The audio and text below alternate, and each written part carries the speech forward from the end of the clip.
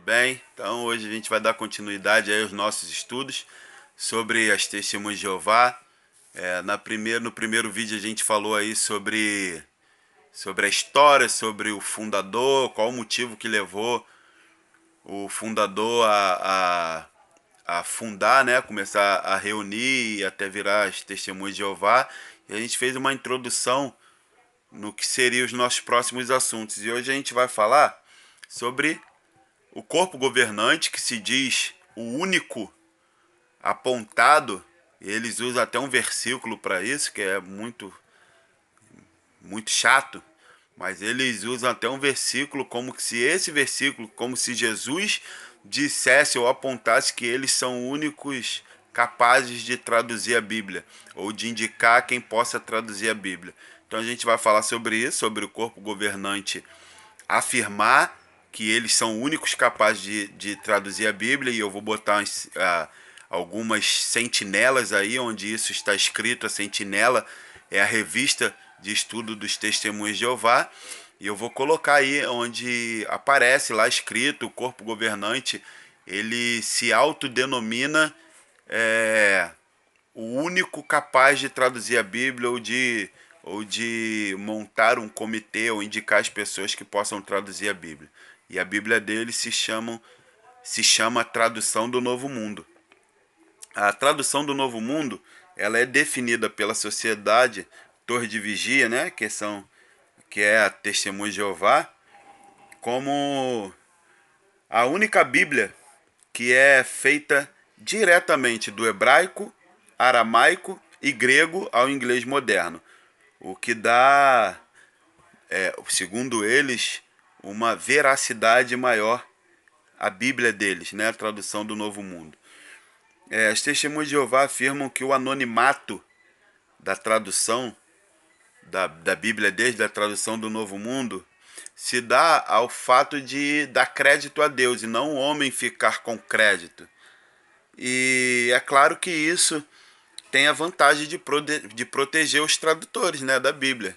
Porque no eventual erro, como acontece, como eles erram, principalmente datas, eles erram muitas datas, mas isso aí é um motivo para outro estudo, para um próximo estudo, mas enfim, isso protege, porque quem foi que escreveu? Ninguém sabe quem escreveu. Então não tem como você verificar, não tem como você pesquisar sobre aquela pessoa, se realmente aquela pessoa está apta ou não para traduzir alguma coisa ou para ensinar alguma coisa.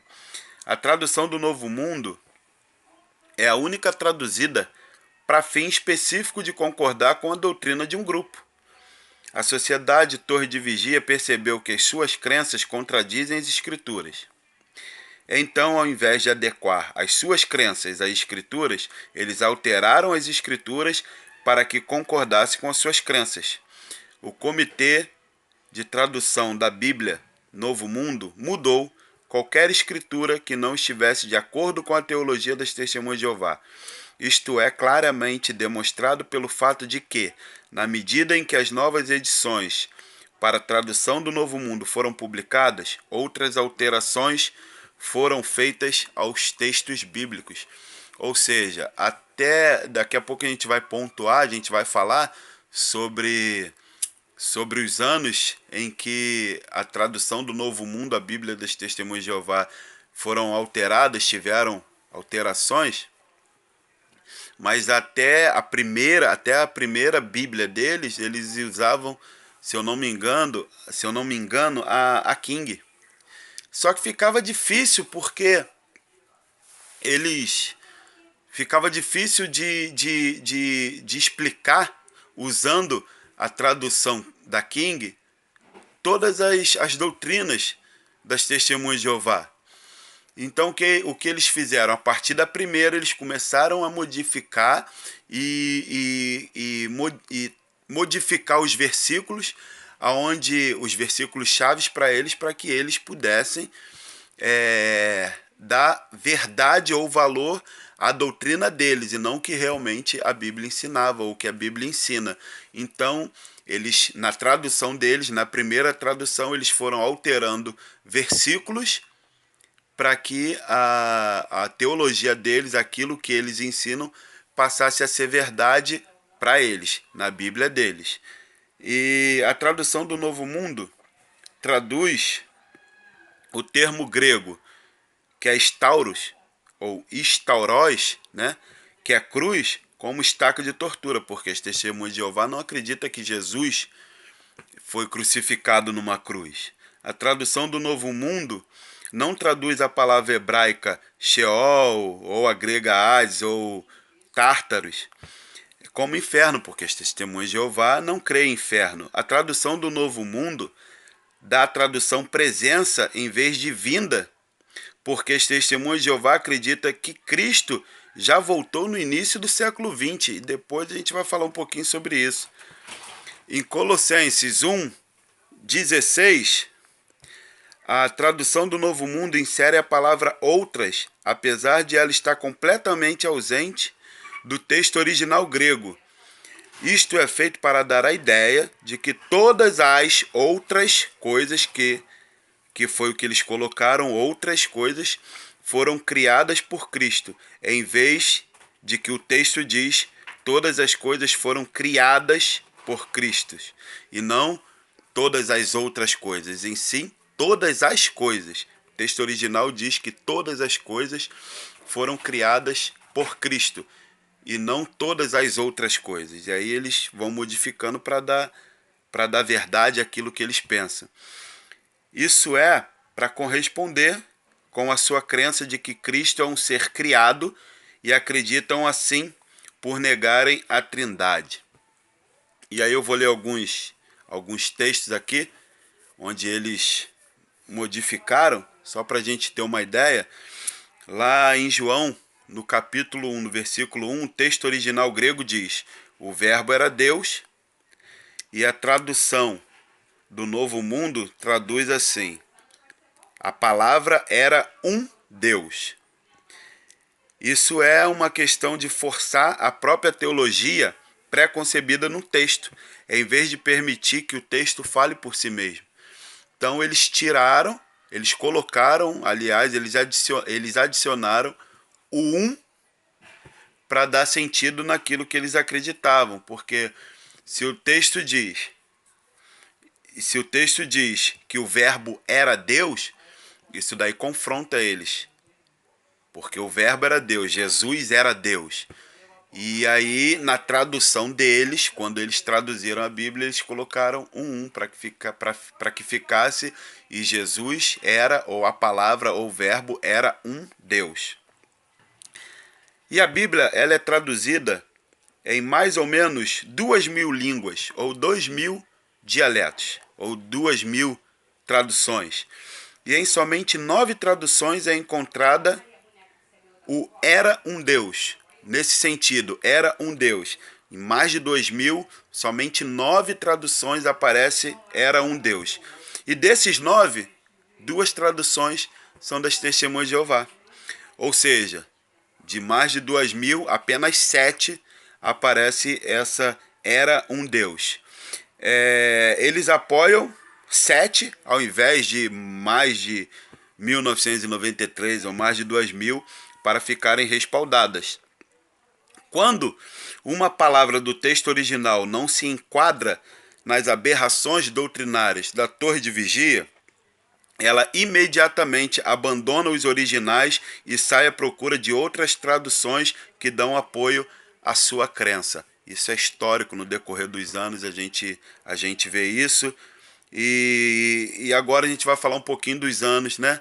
De quando a tradução do Novo Mundo, a Bíblia das Testemunhas de Jeová, foram traduzidas. As alterações em que a Bíblia das Testemunhas de Jeová foram alteradas. A primeira publicação foi em 1961, 91 anos depois da sua fundação. Ou seja, até aí eles usavam a King. E para ter suas bases doutrinárias, eles criaram a Bíblia deles de estudo, a tradução do Novo Mundo, mas essa mesma Bíblia, ela já foi revista em outras 4 oportunidades, em 1967, em 1984, em 1986 e agora recentemente em 2015. Ou seja, toda vez que a Testemunha de Jeová entrava no conflito, eles arrumavam uma nova tradução para que aquela parte onde estava causando confusão na cabeça dos membros ou dos estudiosos das Testemunhas de Jeová, eles trocavam para que desse sentido à doutrina deles. Porém, o próprio corpo governante, né, que ora se diz o único capaz de traduzir a Bíblia ou de formar um comitê tradutor, ele mesmo diz ou admite errar, ou poder errar na tradução ou em outro assunto. É preciso observar que, e aí agora eu vou ler algumas sentinelas e eu vou logo expor para vocês, onde diz assim, ó: é preciso observar que este escravo fiel e discreto, que assim como eles se autodenominam, que é tirado de um versículo bíblico, e é preciso observar que esse escravo fiel e discreto nunca foi inspirado, nunca foi perfeito. E eles escreveram isso na Sentinela do dia 1º de setembro de 1979, na página 23. Tudo isso que eu estou falando, essas referências, você tem acesso se você entrar na internet, no site da Testemunha de Jeová, você pode conferir lá. Eles escreveram que é preciso observar que eles nunca foram inspirados ou não são perfeitos. Essa é a palavra deles. É verdade que os irmãos que preparam essas publicações não são infalíveis. Seus escritos não são inspirados, assim como eram os de Paulo e outros escritores bíblicos. A Sentinela, de 15 de agosto de 1981, na página 19. Agora eles estão falando que o que eles escrevem ou a tradução deles não tem inspiração divina, porque a inspiração divina foi só pro apóstolo Paulo e para os apóstolos e para os escritores da Bíblia. Eles são falhos, eles estão admitindo isso. Tamanha a divergência, tamanha os erros ou tudo que já aconteceu.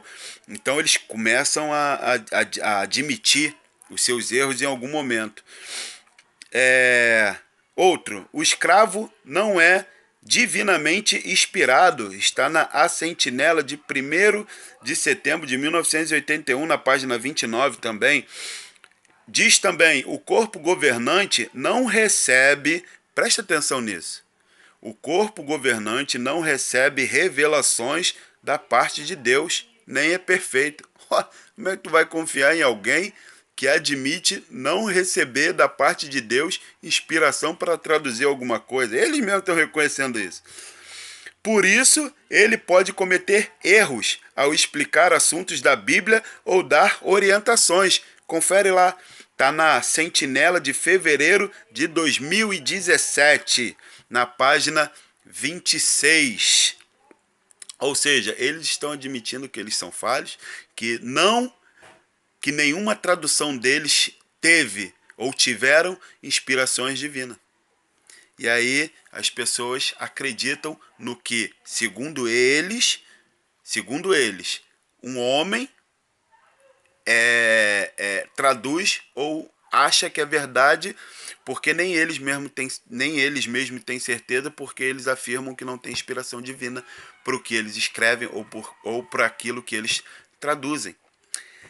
Mas o que consta na própria Bíblia a respeito da leitura e entendimento da Bíblia? Vamos lá, para a gente não ficar só nas nossas palavras, vamos ver o que a Bíblia diz? João, capítulo 16, no versículo 12.